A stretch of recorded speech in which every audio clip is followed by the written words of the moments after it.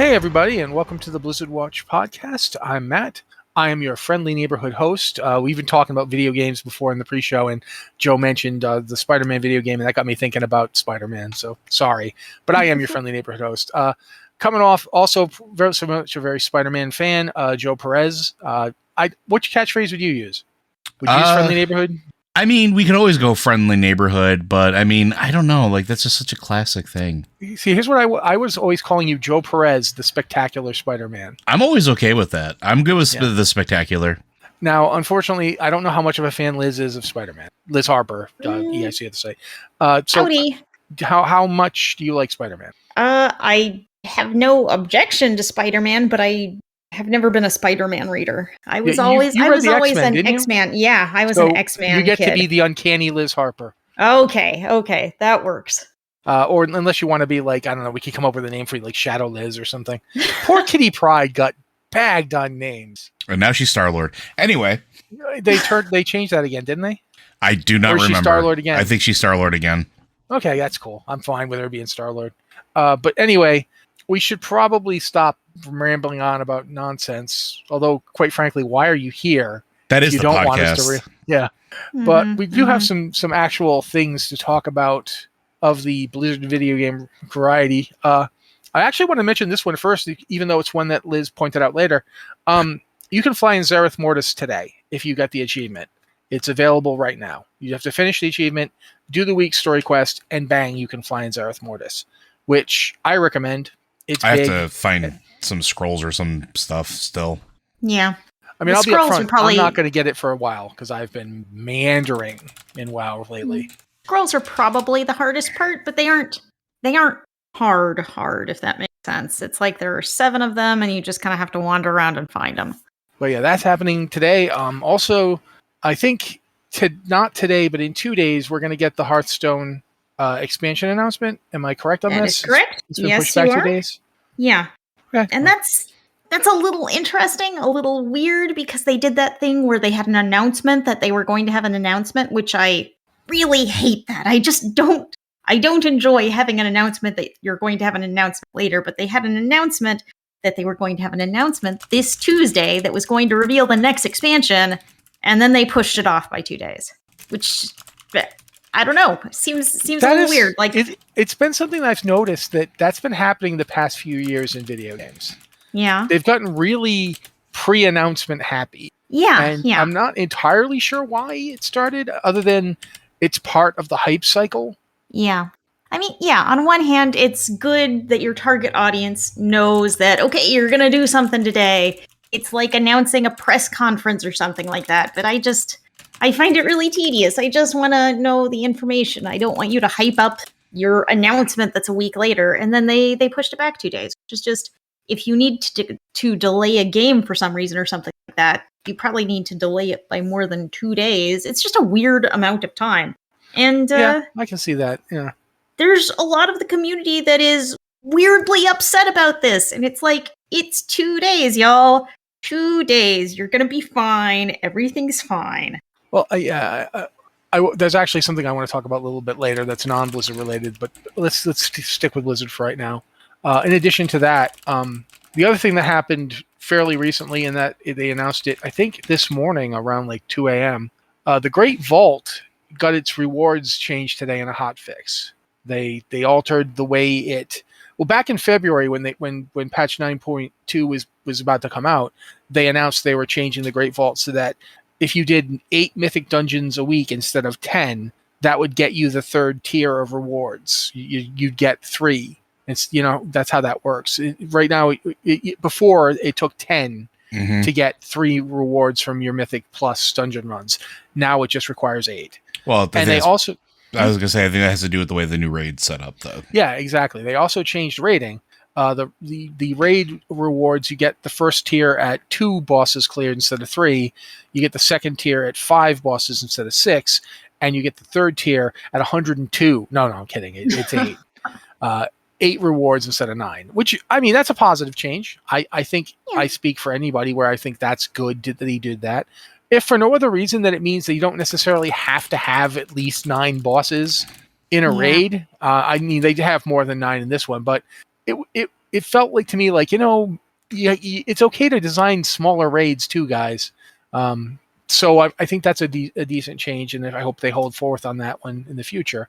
And then the changes that they came out with today basically increases the amount of your consolation prizes, like for lack of a better word, the things you get if you don't want to take any of the drops, because the drops are the items you're already wearing, because that happens constantly.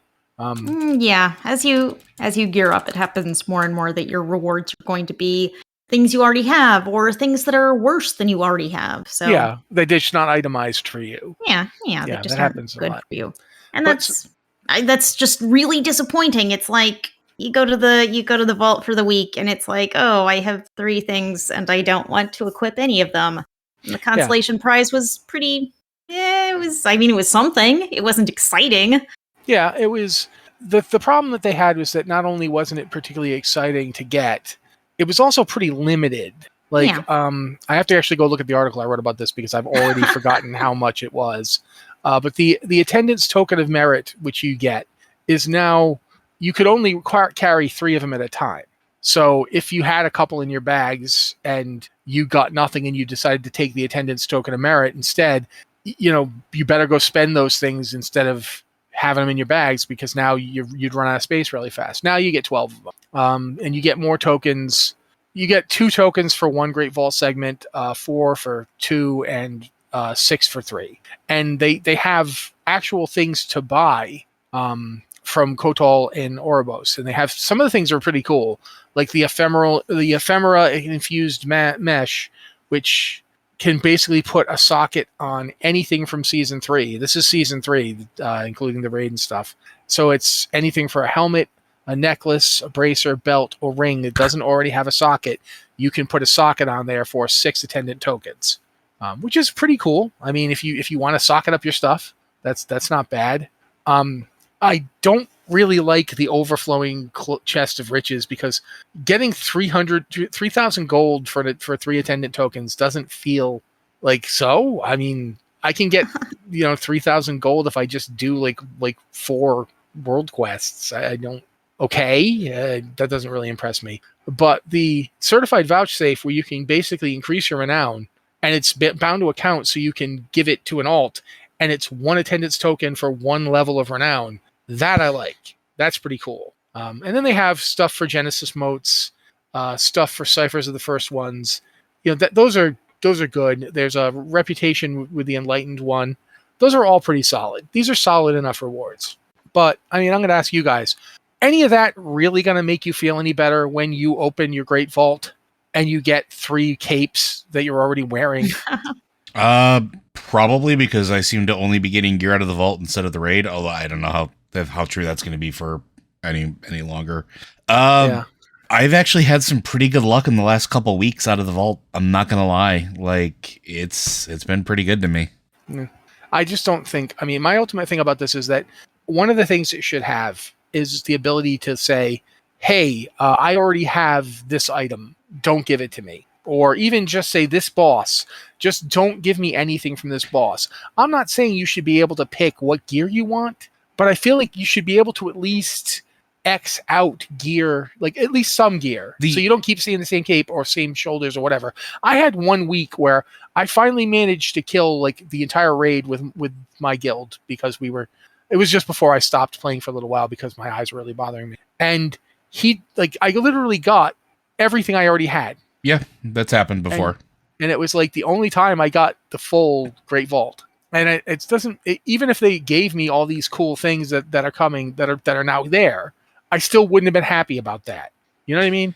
Especially not for 3,000 gold. I mean, I'm sorry, the 3,000 gold thing is ridiculous. What are you doing, guys? The 3,000 gold thing is ridiculous, but the thing you can have that token to cash in to get like the alt currency is actually not a terrible thing, especially if you're building. That's really good. I straight up will say that. I will admit right now, that's good.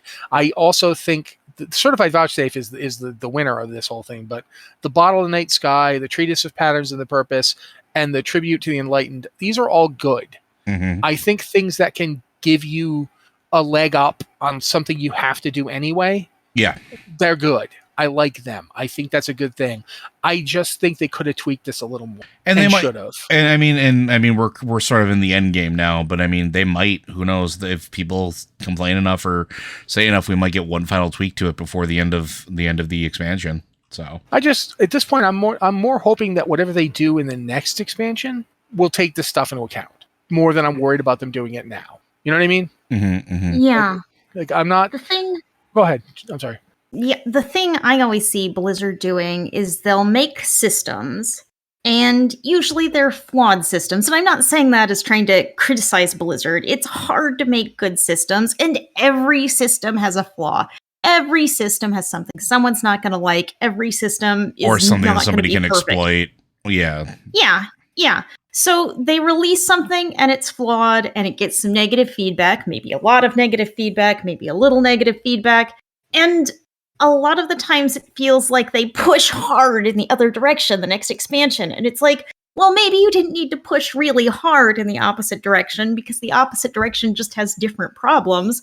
Maybe you just need to, make some adjustments to this. And, sometimes I feel like it would be better if they made smaller adjustments instead of these big backtracks that go completely the opposite direction design-wise. What is it we used to call it back when we were writing about the Burning Crusade? We used to call it the Blizzard Pendulum of design because they would go they would swing way over and then they would overcorrect in the other direction. Exactly. This isn't new. I mean, this was in regular vanilla World of Warcraft. So it's been there throughout WoW's history. But yeah, I totally agree with you.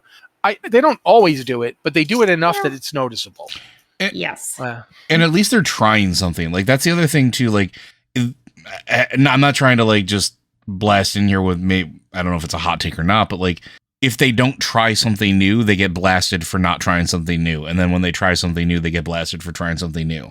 So I would rather that they try something new and it not work than have something that's completely stale. And not everything's a hit. Not everything's a hit. Some things are misses.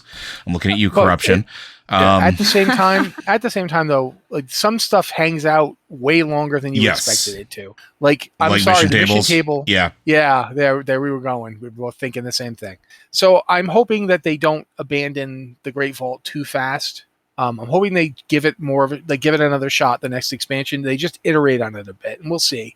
Maybe if it doesn't work after that, then we can talk about a brand new system. But I was just getting used to coin rolls. I felt like they'd finally gotten coin rolling to a place where I could take it. It wasn't my favorite system, but it did what it was supposed to do. It was bad luck protection. Sometimes it didn't really protect my bad luck much, but yeah, I knew where it was going. And the Great Vault tried to combine something else with bad luck protection, and I don't know if it ever really going to make it, but these changes are better. This is better than it was.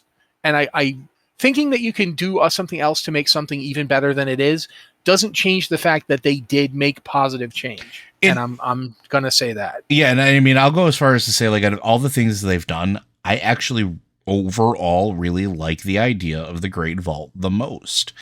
I think it has the most potential to do a lot of the fixing that we keep asking for.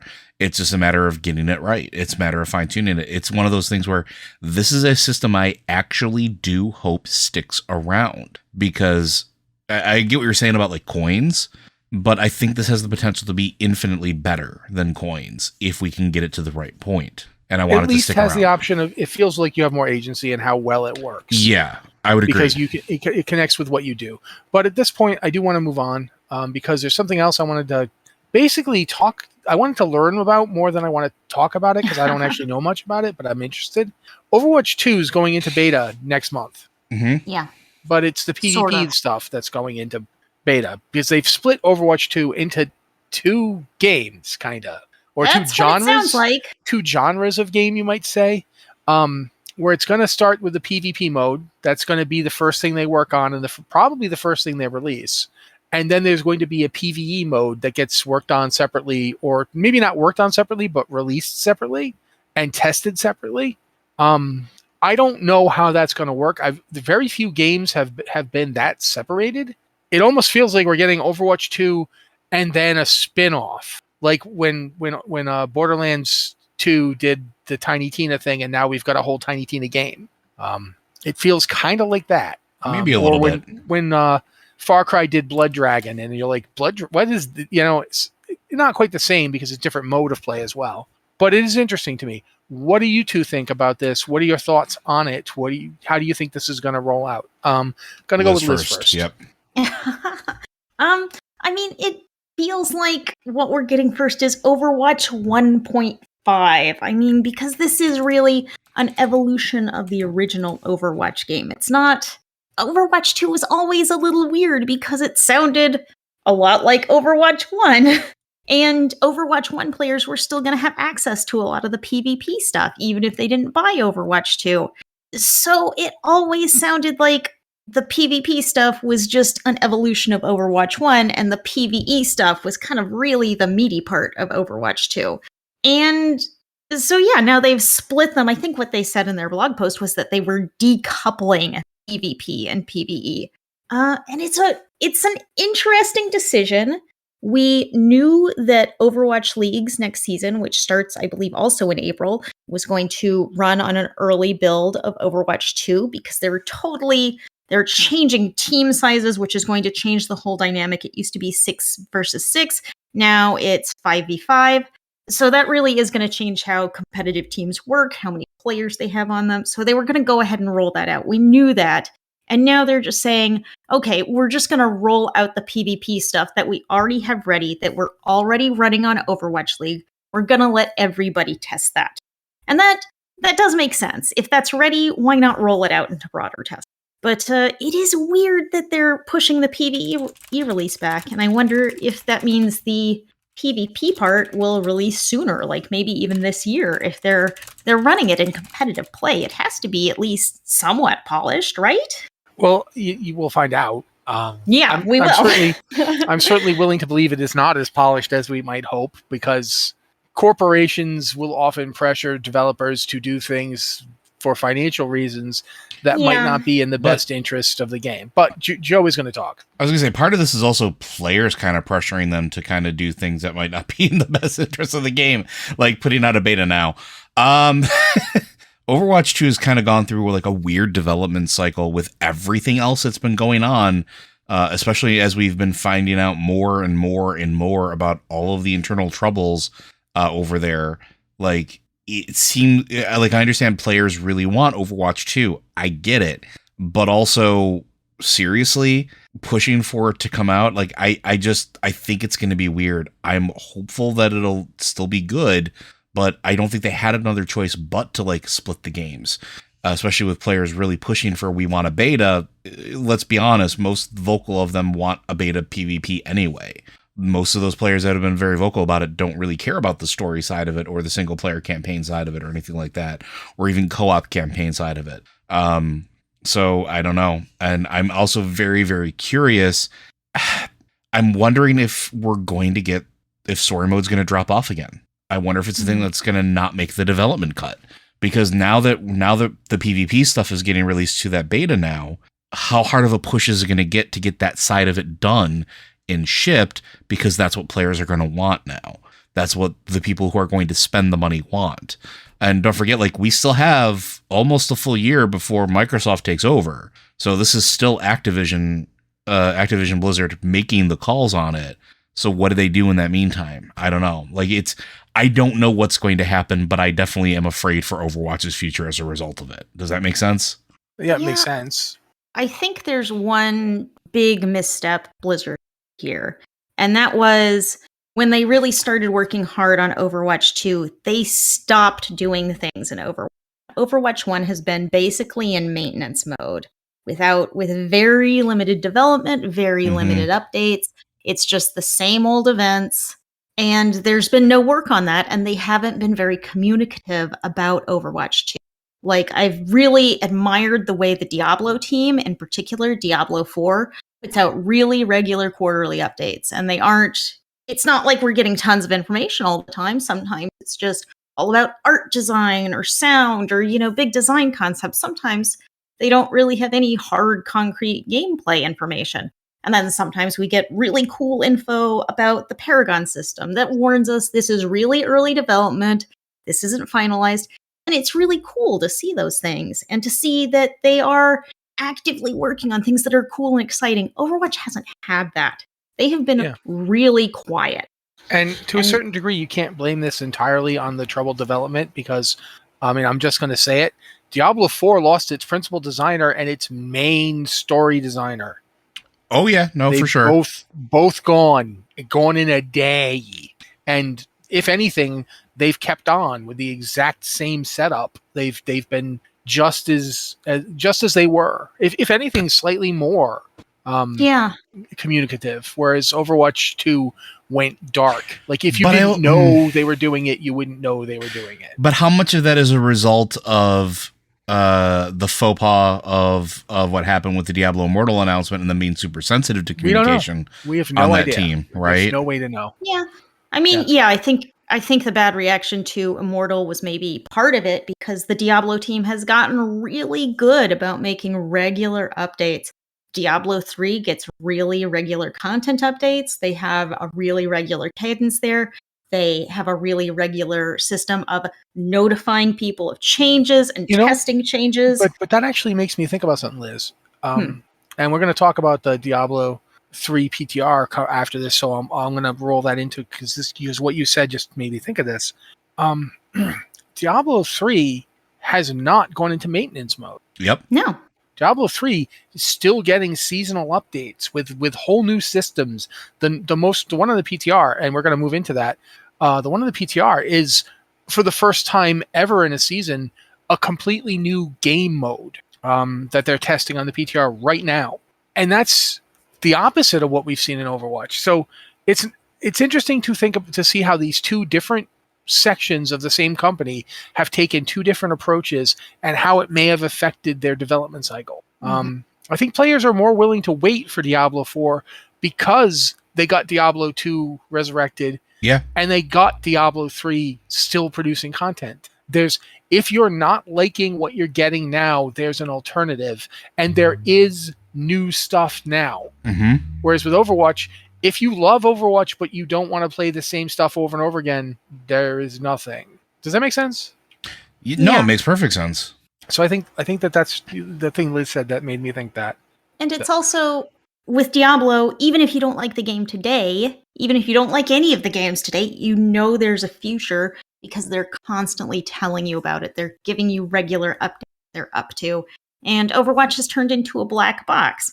So it's not all on the developers, and I don't think it's all on the players for pushing them either, because we've had basically a big miscommunication here because the developers haven't been talking, and maybe there's awful stuff going on in the background. Maybe development's been really troubled. Maybe it's just been really difficult because of the situation at Blizzard. I'm sure all of those things are true, but they haven't been talking, and that creates this vacuum in which fans get unhappy. And it just makes a mess in the community. And I think Joe's perfectly right to say, the whole thing about it makes him afraid for the future of PvE in Overwatch. But I do think it could have a positive impact here. Because this is a communication. This is them telling you, we're doing this. This is the first thing they've told us they're doing in quite a while. Since before Jeff, yeah. Yeah. So, and having a PTR for it, maybe it's a little soon, but as Liz has pointed out, they are about to trot this program out in the Overwatch League. They must have at least some confidence in it. I mean, one would hope anyway. So yeah, definitely hope so. But I think we're going to move on to talking about that Diablo 3 PTR because patch 2.7, I think. 2.7.3. Yeah, that's out right now, I believe. It started last week. I have not gotten a chance to play on it because I was reinstalling Diablo 3 and I messed up big time and deleted it, and now I have to reinstall the whole game. And yeah, it's not been fun. Part of the problem I have is that some of the games I'm playing are huge. Baldur's Gate 3 is really big. Oh, it's freaking massive. It takes up a lot of space. I've had to rejigger some things. We're not talking about that, but we will at some point. But Diablo, so I haven't gotten to play it, but I've looked at the PTR notes. I've talked to other people who have played on it. I love this thing. I love that they've introduced a new game mode, even if it is basically just rifts, but even more. The fact that they've basically taken their seasonal play and just thrown a game mode at people, and we have no idea if this game mode will ever exist. These Imperial Nightmares, I think they're called. Something nightmares. Yeah. But they're basically what Echoing happens nightmares. Echoing nightmares. Thank you. What happens in them to so people know what we're talking about? You basically go into a greater rift, and when you complete it, you get this coalesce nightmare drop that you need to open the echoing nightmare. You take that drop, you go to the Kanai's cube, you transmute it in the cube, it opens a portal to this new realm. You and up to, I believe, 4 people can go into that thing. And when you do, it's like a greater rift, except the difficulty just keeps ramping up. You don't set it to a difficulty. It starts off like pretty hard and then just gets harder and harder, and monsters just keep coming. There is no point where you're done. They just keep coming until you die. Go ahead, Joe. Oh, no. I had nothing. No, that was just me taking a breath. Okay. We don't need to hear that, man. Breathe in your own time. Sorry. No, I just second I hear someone making noise, I'm like, shut up, Matt. So, but yeah, that's just, I find this really fascinating. It's not like they're not reinventing the game. It's still Diablo 3. It's just neat to this idea of a gauntlet mode where things just keep coming until eventually you die. And the whole gameplay is how long can you go? Can you and your friends just keep doing this? I like this idea. I think it's neat. I think it's neat that they're putting in a whole new mode. This game came out in 2012. It's 10 years old. This is the 26th season. And the seasons didn't even start right away. They were like, what? Like, I don't know how many years ago. It was way into the game. Way into the life of the game, yeah. I think it was like 6 years or so in. And it's crazy that they're still doing this. So I think it speaks to the longevity of just Diablo in general. Yeah, Diablo has found a gameplay loop people like, and it has not felt like the need to mess with it too much. Which is fine. That's good. Yeah, I'm totally okay. I'm down with it. Whenever I want to just go smash some monsters, Diablo is the game I play. Yep. And there are plenty of times where I don't want to be thinking too hard. So yeah, I'm totally on board with this. But I do want to hear what you guys have to say before we move on to other stuff. I don't have anything else to add. I think you've covered pretty much everything that I would really have had said about it. So, Liz? Yeah, I'm also curious as to whether this will ever go into non-seasonal play, because when they've added big new mechanics in the past, the one I think about is the big companion revamp. And that did go into non-seasonal play. So I wonder if this will come into non-seasonal later. But they also introduced ethereal weapons. Yeah, and that was a pretty big game changer. And that they just let go. Yeah. Like it's not there anymore. That to me is amazing. And I don't know which way this is going to swing. I kind of want them to bring it around to have it be something that comes back. Maybe not always there, but something that reoccurs. Kind of like the Darkening of Tristram, if that makes sense. Yeah. Kind of a regular event. Yeah, I think that would be kind of cool. But okay, we talked to the Hearthstone expansion. I think we didn't mention the world first race, which I think we should. We should also mention that the Wing 2 of the Sepulcher of the first ones is next Tuesday as we're recording this. It's the 22nd of March. Wing 2 of LFR. Yeah, of LFR. They're doing Mythic World First Race right now. I have kept up with this not at all. I have just not. This time around, I just don't care. So I know Liz has been keeping up with it, which is great because it means that I can shut up for a minute and drink some water. Go ahead, Liz. This has been a really wild race, and mainly because it wasn't a race for the first couple of days, because the first day and a half, no one went into Mythic. No one. You had all of these guilds racing for World First and Mythic and not going into Mythic. It was ridiculous. That was the Heroic Splits one? Yeah. They were doing heroic splits all day, and they were doing normal splits all day because they wanted those tier sets. They wanted everyone in tier sets. And after like a day and a half, Liquid had like 24 people in 4-piece tier from running like dozens and dozens and dozens of splits where they would just have a few people in this raid that they wanted to gear up, and then a bunch of people who could trade loot. And it's just wild how much they just maximized their ability to gear up their core raid and even chose people who are going to come to raid based on who had gotten a tier, 4-piece tier bonus because they are so powerful. So I think tier sets are cool. I think they're going to be really fun, but the way they scale the power level, they have add so much power has created this wild world first race where they spent, more than a day only doing splits and not even walking into the raid. The world first on I'm forgetting the first boss's name, on the robot guy. I guess that doesn't narrow it down really, does it? First boss, robot guys. Yeah, there's a lot. It's basically all robot guys and robot girls and robot crabs. And so it's kind of a robot extravaganza. At least with a robot crab, you can hit a specific point for massive damage. There's a joke for old people. But yeah, it's been a really interesting race. And right now it's actually really pretty close. A lot of people have gotten stuck on Halandris. I may be saying that wrong. That is the giant crab that we have mentioned, because the tuning on Halandris is so tight and it just has every mechanic you have to get perfectly right or the raid wipes. Or at least as we've determined in our raids, making sure everybody's alive to get into phase 3. Yeah. And just in Mythic, it's each of those mechanics, we're running normals right now, and you can survive messing up.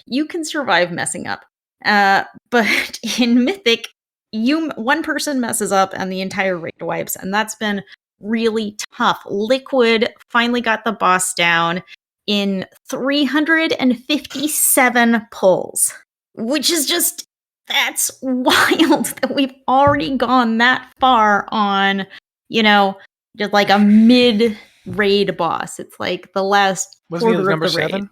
I think, yeah, he's number 7. He's number 7. He's the one traditionally, he's the one done right before Anduin. Okay, so yeah. And now I think there's 3 guilds on Anduin, or are they up to 4? Last I checked, there were 3 guilds on Anduin. That would be Liquid, Echo, and Pieces, which are, they're all big names up there. I like to root for BDGG because they just seem like the scrappy underdog, even though they're usually kind of in the top 5, number 4.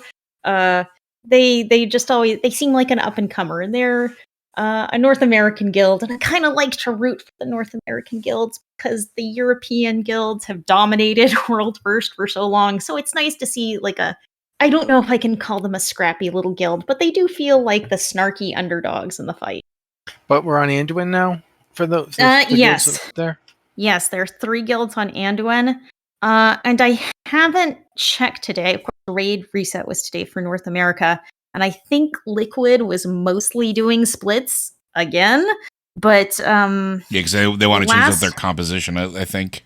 And you want to get everyone in that full tier set. Anyone who doesn't have a tier set, or anyone who's wearing a normal level piece, or even an LFR level piece, you want to get them into a heroic piece. So just you keep up in that eye level so you can get through Mythic. But last night, that would have been Monday night, they had done 80 pulls on Anduin.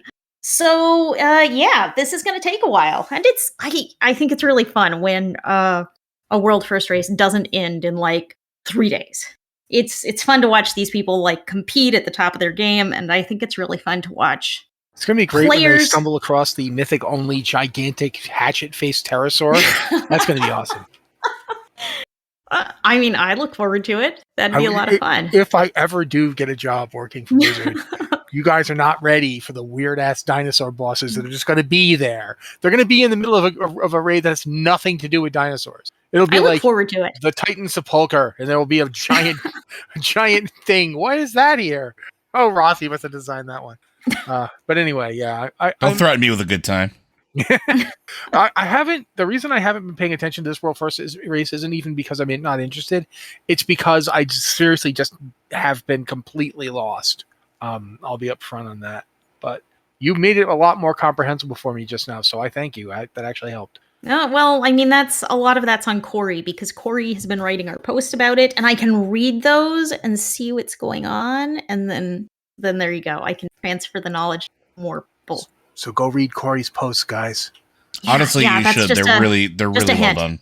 But okay, at that point, I think we're going to move on to the questions period of our show because we're about halfway. So that's a good thing to do because we get through a few questions. If you've got a question for the show, you can go to our Patreon if you would rather, and go to Patreon Q and Podcast Questions channel. That's one that's there for our patrons, and we look at there first because you guys pay the bills, and we like to give you a little something back for that. But we also have a Q and Podcast Questions channel for non-patrons because we still like you. We still want to answer your questions. And this week we got questions from both and an email. So, oof. Trifecta. The email address, if you like email still like me, because you're old like me, or just old at heart like I was when I was 20, you can send them to podcast@blizzardwatch.com with the subject line podcast to Blizzard Watch, so we know it's for this show. I have in the past have engaged in some straight up nonsense to decide who answers which question, but I'm going to just read the first question myself, and then you guys can decide which one of you wants to do the next one. This is me showing off. I'm having a relatively good eye day. This one is from Frentis, or Frent. I can't tell how you would say this. Frentis is what they've sent to us before, yes. Okay. Question for the queue, which I stole because I can do that. Why is the LFR raid boss order often different from the real boss order? Real was in quotes there. I know they're vastly different power levels, but it's funny to me that I've beaten Halandras, but Mythic Raiders can't. So what do you guys think on that before I come up with an answer? So I mean, go ahead, Liz. You first. Go on, Joe. You go, Joe. I've been talking a bunch. It depends on the raid. So LFR is usually, of course, vastly different in power level, as is normal, as is heroic, as is mythic. When they group bosses together for LFR, they're trying to figure out what are the easiest sets of bosses with the mechanics and with 4 players coming in at a gear level of last tier's LFR. That's basically what they look at. Those are your entry points. And sometimes that's 3, sometimes that's 4 bosses. And if you notice, usually they have similar mechanics or similar styles of gameplay where a boss has maybe 2 major mechanics that you have to watch out for versus 3 or 4, and they put the rest that are slightly more complicated further back in the LFR grouping. It's always going to be variable, though, and it's always going to depend very heavily on what's actually happening in that group. The other thing that they've been doing a lot more frequently, and this is something also to keep in mind, is that in most of the raids that we've been getting for the last several years, we have options on what to tackle first or in what order. And some of them are more limited than others, but that changes the perception, especially of LFR groupings as well. Some people think that means that what is in LFR is the suggested order. It's not necessarily always the case. So there's really no good solid answer as to why they group the way they do, other than multiple reasons based off of multiple factors in context of that exact raid. So, sorry. Liz, your turn. I mean, I think you really hit it on the head in that they have to pick an order, and a lot of raids these days have, progress in different directions, and you wind up at the same spot in the end, but you have different ways of getting there, and they have to pick an order. You can't, in LFR, you're releasing it in wings, so you have to decide which wing is which. You just have to make you got to make a choice, and I think they make the choice. I don't think it's any kind of deep personal. I'm going to just chime in with one other thing that I think is worth noting about LFR.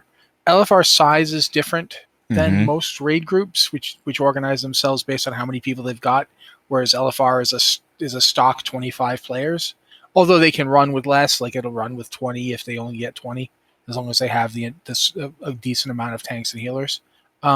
But that's one thing. And the other thing is that LFR, generally speaking, although not always, but generally speaking, it's designed around the idea that this is not a group of people who have played with each other before or will play with each other again. So certain mechanics have to be adjusted because people are not going to be calling this out on Vent or TeamSpeak or Discord. This is stuff you're just going to have to pick up while you're doing it. If you have some add-ons, those might help, but nobody else. It's just not going to have the level of coordination that a group of people who raid together have. Liz and Joe raid together. They know each other as players now. Yes. If Joe is struggling on something, Liz would not believe that that's happening because Joe doesn't struggle. But I've raided with Joe. I've seen him heal. Yeah, He never struggles. It's just not a thing that happens. He's superhuman with the healing But thing. if he were, she'd know it. She'd know what he normally plays like. They can, and this is the truth with everybody that they play with. It's not that you have you're not telepathic. You don't know instantly what they're going to do, but you're familiar with them. And you're talking, usually over Discord or some other voice chat. These things matter. They are force multipliers for your group's success. LFR doesn't have them for the most part. I mean, sometimes your raid goes to LFR just for giggles, but that's something that affects. It's often necessary to just say, "Look, Anduin's a real hard fight. Let's put him over here and let groups coming in here gear up some over a couple of weeks before they have to face that." Mm-hmm. It's just that simple. Everything else Joe said, I agree with. So I think that moves us on. Oh, you go on. Can you imagine if there was an LFR where there were multiple paths through the raid and you didn't have to pick? You weren't set to a fixed 3 or 4 bosses. Can you imagine the arguments and half of the raid would go left, half of the raid would go right, and then they screaming at each other, "Why aren't you at the boss? Why aren't you at the boss?" So yeah, we have to have fixed paths or else it would be chaos. Yeah, I definitely agree. But okay, next question. I'm leaving it to you guys to decide which one of you reads it. I'll go. That's fine. This one's going to be from Tetsemi. How do you unjade a fan base? Star Wars, between the prequel Love/Hate and the 7, 8, 9 Love/Hate, seem to have made a lot of fans discouraged, disappointed in the franchise. Then The Mandalorian comes out and seems to have revived the love for it. Is it that straightforward? Is WoW one good expansion away from returning folks to the fold, or would it take more? And if so, what do you think that is? So here's my controversial statement. No current expansion is ever going to be loved out of the gate. Every expansion that they've released since Mists of Pandaria, doesn't really get player base appreciation until 2 expansions later. Since Mists of Pandaria? Maybe even before Mists of Pandaria. Dude, Cataclysm? Well, yeah, okay, fine. I will go with that. But let's be up front here. In my opinion, I agree with you totally, so it's not a hot take to me. I'm like, yeah, that's a good take. But I think it goes back to Wrath of the Lich King. Wrath of the Lich King is the last expansion that got almost universal love. I would agree. Wrath of the Lich King. And a lot of people loved it. And for those of you listening, this doesn't mean that if you loved an expansion right out the gate, that it that this holds true, because everybody's going to feel a certain way about it. But generally speaking, yeah, we're talking about trends here. We're not talking about you. We're not saying that thing you loved, everybody hated it. And I'm just saying, it's even with Wrath of the Lich King, there were players at the time who had problems with it. I mean, I worked with Alex Zebart, so I know this. Legion is the same thing. As much as people loved Legion, there was a lot of people who just didn't until now. And even people who loved it but were willing to point out this is not good. The Artifact Power was not universally beloved. Still isn't. No, absolutely isn't. No. But yeah, I gotta agree with you. I had to say that. I had to agree with you. No, and that's right. But the thing is, I don't think it's the player base that's jaded. I think it's just our altered perceptions of what we want the game to be. And the problem is with WoW is that it's such a ubiquitous, such a mainstream MMO, and has been for so long, that our expectations of it far exceed the technical capabilities that they can put into an expansion. And even if you love the game still, even if you're not one of those people that is completely jaded or whatever you want to call it, even you have a preconceived notion of what an expansion is going to be based off of what you've experienced, what you've done, and what you hear and what they market it as. Nobody's going to have an accurate feel for it until it actually releases, which is why, until we get time to reflect on it, a lot of players just don't like it. I will use Warlords of Draenor as my example that I will hold up into the light on this one. That was pretty vocally panned by a lot of the player base. But now people are starting to take time and look back on it and be like, okay, maybe it wasn't so bad, to, yes, here's some good stuff. And everything takes time to digest, especially when we're in the moment, especially like I'll use Shadowlands here as well. Shadowlands is a very emotionally hitting expansion for a lot of people and for a lot of reasons, whether it's something with, people who are dealing with Sylvanas as a character for their own personal reasons or otherwise, the way that the story's going on in conjunction with the development of it and the stuff that we know that's happening in real life with Blizzard, it becomes a very complicated expansion to love or hate. And then we haven't had a full chance to digest the breadth of it yet. We're still not done quite yet. And until that happens, I think that's what the problem is like players seem jaded until they've had time to really reflect on it. And that can sometimes take a while. So I'll stop talking now. You guys can go. Liz? I think Star Wars is an interesting parallel here because the thing is, Star Wars is many different things to many different people. Mm-hmm. There are people who started watching Star Wars in the prequels and for whom those characters are their Star Wars experience. There are people who started watching Star Wars even more recently with the newest movies, and that is their Star Wars experience. And there are people who watch the originals, and it's all Luke and Leia, and that's their Star Wars experience. And Star Wars is so large that it can be many things to many people. It can do different types of shows, and it can hit sort of different genres and sort of different things that different people want.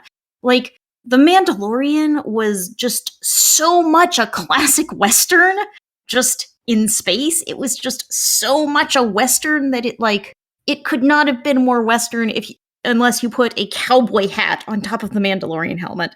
But that's a that slightly sheriff different... guy? The sheriff on Tatooine? Come on, he's a sheriff! For God's sake! Unless he called himself Liberty Valance, there was no way to more sheriff that guy.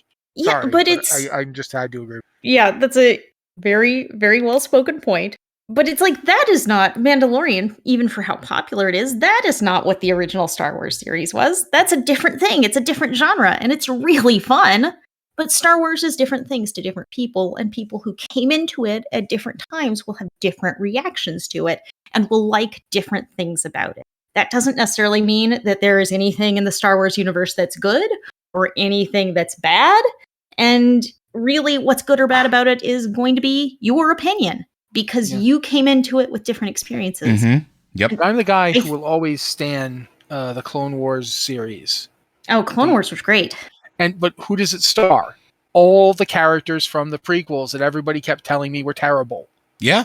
But the Clone Wars shows me that they aren't terrible. It's just that you had Except an Jar Jar. expectation. You had an expectation. What did you say? I said, except Jar Jar. He doesn't appear that much in the Clone Wars series. That much, but he's still there. He's not terrible when he appears. I still think he's a secret. I still think he's a secret Sith Lord. Anyway, but getting back to it, I think this is important when we're talking about World of Warcraft because, like I said, Liz made the point that for everybody, like there's a different Star Wars. For everybody, there's a different Warcraft, like a World of Warcraft expansion that is your first time playing it. Whether it was vanilla or BC or Wrath or Cataclysm, there are people, Cataclysm was the first time they played this game. Mm-hmm. And before you say, oh, Johnny Comes Lately, that was more than a decade ago. Yeah. Yep. Oh, yeah. Yeah, that was more than 10 years ago. They've got as much right to claim that they've been a long-term WoW player as anybody. And for that matter, Mists of Pandaria, years ago now. Warlords of Draenor, years ago now. Legion, 2016, guys. 6 years. So I feel very old now. Thank you, Matt. We're all going to literally like the guy in Indiana Jones drinking from the wrong cup. Yeah. Just oof. Yep.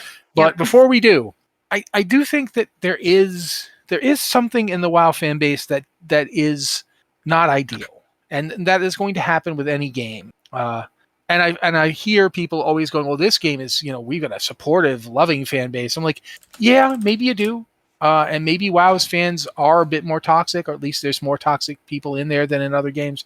I can't speak to that. Every game's got a different audience and a different fan base, but I will say that everybody comes to this game. Joe made a good point about expectations, but there's always been, this is something I remember writing about back in like 2007 when I was writing about BC for the first time, and I was saying that perception trumps reality. Yep. Yeah. It comes down to what you think affects what you do more than what's actually there. If you were coming, when people came to Burning Crusade, I remember this really strongly. I remember Allison, Robert, and I were talking about it back at the time, and she made the point that for a lot of guilds, D&D just jumped in. Warriors were considered the only viable tank, even going into BC, when obviously paladins and druids were tearing it up in dungeons. And then you got to raids, and suddenly your paladins and your druids couldn't stay up on a boss. And I made the point that meanwhile, guilds didn't want to bring warrior tanks anymore because they saw the paladins and druids tearing it up in dungeons with all their AoE threat. And so they geared those guys, and then they walked into raids and they got destroyed by bosses because they didn't have the mechanics to stay up. They weren't designed for it. The perception of these tanks are better ground up into the reality that the tanks were different, not better. They were better at a specific aspect of tanking. That didn't mean they were better at everything, but players made the jump. And we've seen this as recently as Legion with Demon Hunter tanks, which has held up to this point. We've seen it in Mythic Plus in Shadowlands. People keep saying we got to keep using Demon Hunter tanks because they can go faster and they can do this and they do that. You can still get like a plus 15 or better key with any tank. Yep. It doesn't have to be a Demon Hunter, but the perception is that they're better. And do they have strengths? Yes. But I see a lot of this. The perception is trumping reality, and it's really hurtful on the discourse because people, they will just come out and make these blatant statements and they will not accept any nuance to them. And then a cult of personality latches onto it, and it reinforces that, right? And there's a lot of people. A lot of the problem is that the media has become like it's disparate now. There's streamers have a lot of influence on what people think. YouTubers have a lot of influence on what people think. I mean, I don't have nearly enough influence on what you think. You should all agree with me at all times. But regardless, even people, there are people who will say, well, it's like you said, and it's like, just because I said it doesn't mean you have to agree with it. Don't take what I say as gospel. I have an opinion. I like to think it's well reasoned, but make your own determination here. I often say that I'm just an idiot on the internet. Like, I don't expect people to agree with me like that. But in terms of going back to your original question, because you did ask a question here, I'm going to say this.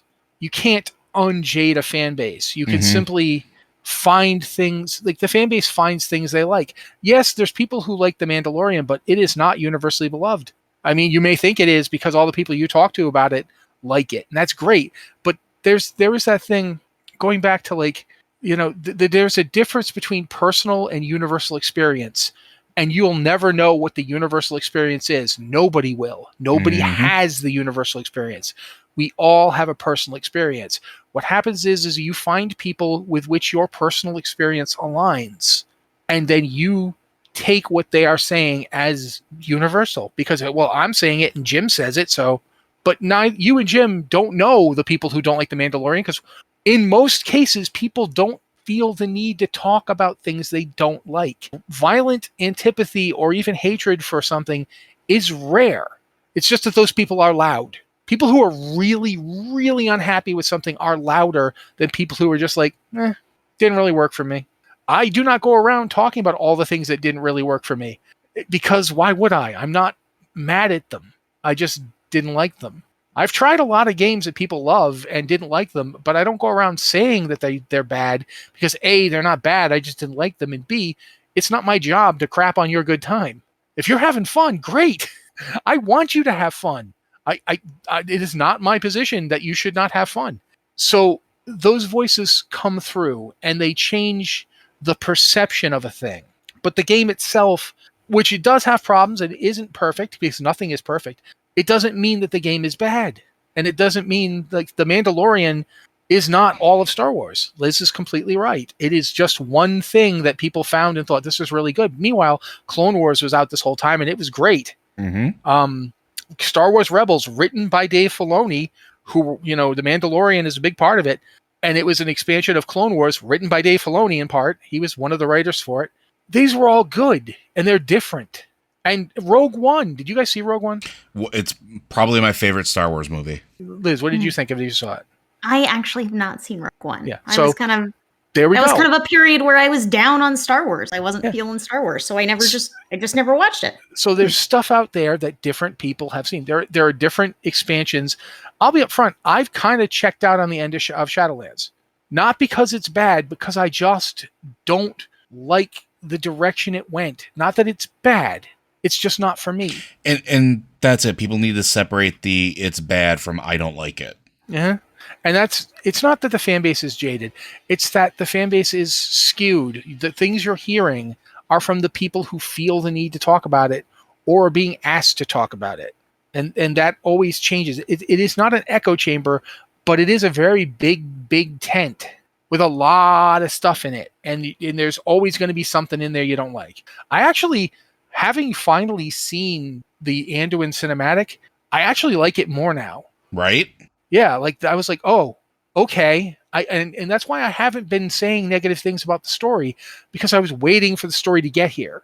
Does that mean that this is perfect and that it executed everything I wanted? No, but there's good in here. And I don't think there is any way you can develop a game like this and actually worry about unjading the fan base. The fan base will have to feel how it feels. You want to please them, but you can't please everybody. And I want to call something out from chat here real quick, because 6,000 raises a very good point. It's also the fact that this is an MMO, and an MMO always winds up being a deeply personal game to an individual because your experiences are so varied. So because people use it as an escape or use it as a way to socialize or to interact with friends or whatever the case is, you're going to have people that feel very strongly about it, and oftentimes will have a stronger emotional response to things that happen in that MMO because it's tied to something that affects them personally. Like if their friend that they enjoy spending time with that lives on the other side of the world stops playing, sometimes it's hard to not say, oh, that expansion made my friend go away, I'm just going to hate it.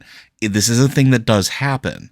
Unlike other games, and like a single player game, yeah, people may not like it, but it's not going to elicit necessarily that same visceral emotional response. This does, because of that social aspect, which is an interesting thing that I hadn't considered. Thank you, 6,000. I mean, look at the fact that, like we just pointed out, Liz and Joe raid together. So you guys end up talking for a period of time every time you're raiding because you're both healing in a raid. It becomes like, it's like being on a bowling team. You know these people. Yeah, it is. You know? It is. So when you're on a bowling team, if you guys aren't having a good time bowling, you know, it could be for a lot of reasons. That other bowling team's having a great time. You're not. It doesn't have to be because bowling is bad. I mean, I am not personally a fan of bowling, but the point is still, it's so varied. Personal experience is so much a part of it, and it is so variated between individuals that we can't say the fan base is jaded. We can only say that people who are jaded are speaking loudly about it. But look at what happened. I'll just say this. I'll pull the Band-Aid off. Look at what happened when those people went off to play other games. I mean, when people who were negative went off to play, say, Final Fantasy, they didn't necessarily love what they experienced. And they were pretty negative about it because they are negative. It's what they do. And also, nothing is perfect. No, nothing Different things may be better at different things. Different games may do certain things better, and you may like different things about them, but none of them are perfect. Yeah, I mean, there are a lot of things that I don't like about WoW, but I still play WoW. I still enjoy WoW, and it's a lot, as y'all have been saying, because it's a social thing. Not necessarily because the game is great or because the game is perfect, but because it's a social thing. And another reason I think you see so many players who are jaded or who are angry is because you put so much time into an MMO. I think all of us here have been playing for 17 years of our lives that we have put into this game. I'm so old. I am currently actively playing the same character I rolled in Burning Crusade, a Blood Elf Paladin that I just jumped into when Burning Crusade came out. I still have the exact same character that I am actively playing.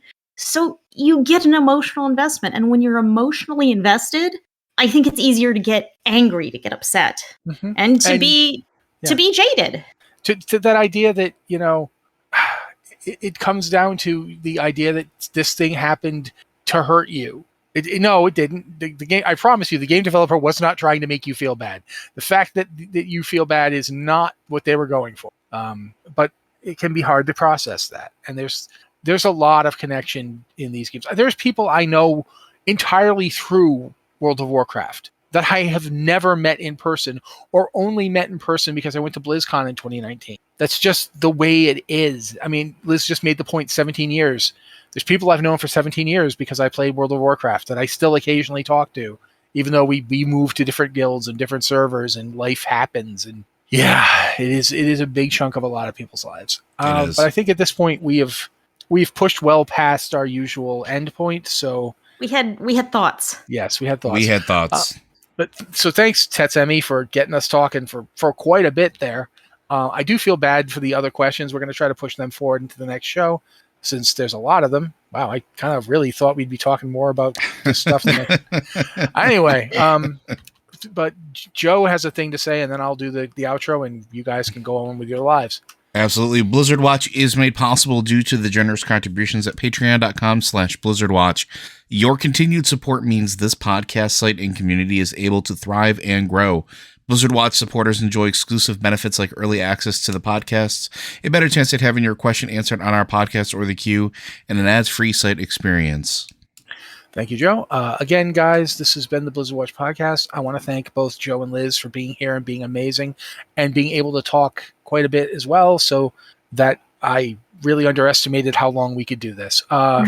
Anyway, but they're great. We're going to be doing Lore Watch soon, so you should listen to that. We're doing a D&D game hopefully this week or next week. You should come listen to that. It's going to be fun. Thank you, guys. If you've got a question for the show, please send it to Blizzard Watch podcast at blizzardwatch.com, subject line podcast or Blizzard Watch, so we know it's for the show, or hit up our Discord. We have a Patreon Q and podcast questions channel and a Q and podcast questions channel, both of which you can use. If you are a patron, you can use the first one, and we'll look at there first. But thank you guys for being here. This has been the Blizzard Watch podcast, and we'll be back next week.